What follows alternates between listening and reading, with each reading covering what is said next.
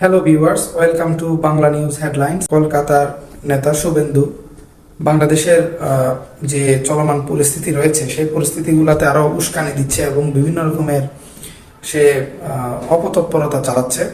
সর্বশেষ যে বক্তব্য দিয়েছে সেখানে শুভেন্দুকে বলতে শোনা যায় যে বর্তমানে বাংলাদেশের প্রধানমন্ত্রী শেখ হাসিনাই আছেন। শেখ হাসিনা নাকি বাংলাদেশের বর্তমান প্রধানমন্ত্রী এবং খুব শীঘ্রই শেখ হাসিনা বাংলাদেশে ফিরবেন, এরকম একটা ইঙ্গিত শুভেন্দু তার বক্তব্যে দিয়েছেন। আমরা মুজিবুর রহমানকে প্রোটেকশন দিয়েছি, আমাদের দেশ দলাই লামাকে প্রোটেকশন দিয়েছি। ভারত এটা করে। হাসিনা ওয়াজেদ বৈধ প্রধানমন্ত্রী, এরা অবৈধ। হাসিনা ওয়াজেদ প্রধানমন্ত্রী হিসেবেই ঢাকাতে শাহজালাল এয়ারপোর্টে নামবেন, স্যালুট দিয়ে নিয়ে যেতে হবে। ভারত যাদের মামার বাড়ি, বাংলা ছাড়ো তাড়াতাড়ি, কি সাহস! আরে তোদের উপরে আমরা নির্ভর করি না। রাজাকারের নাতি,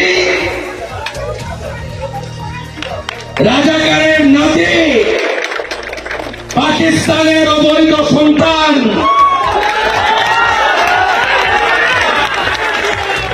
তোদের উপর আমরা নির্ভর করি না।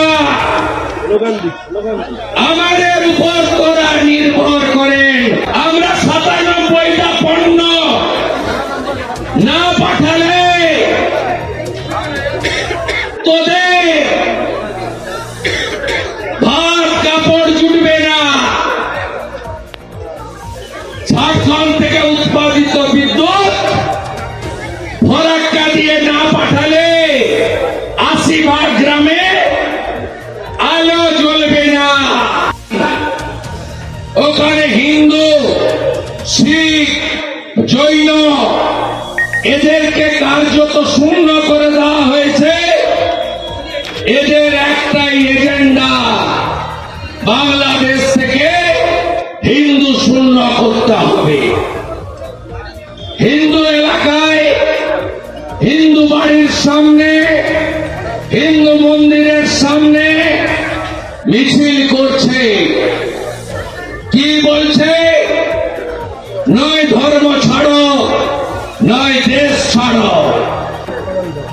মন্দির ভাঙা বন্ধ না করলে, চিন্ময় প্রভুকে মুক্তি না দিয়ে, জিহাদিদের আওয়াজ বন্ধ না হলে নতুন বছরে সিনেমা দেখাবো। সরকারটাই হচ্ছে মৌলবাদী জঙ্গিদের সরকার।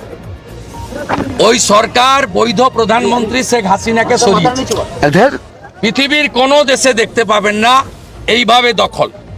ইসলামিক কান্ট্রিতে এগুলো হয়, অন্য গণতান্ত্রিক দেশে এগুলো হয় না। হাসিনা ওয়াজেদকে সরাতে গেলে আরেকটা ভোটে নির্বাচনে গিয়ে সরাতো, এটা অবৈধ কেয়ারটেকার।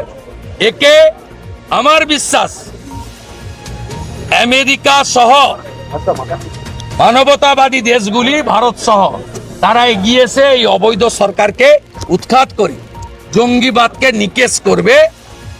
এরা আইএস, তালিবান, হামাসের আরেকটা সংস্করণ। যত অত্যাচার করবে এই বাংলার মানুষ তত বেশি ঐক্যবদ্ধ হবে এবং মানুষকে কিছুদিন ভুল বুঝিয়ে রাখা যায়, বেশি দিন ভুল বুঝিয়ে রাখা যায় না। এটা প্রমাণিত সত্য।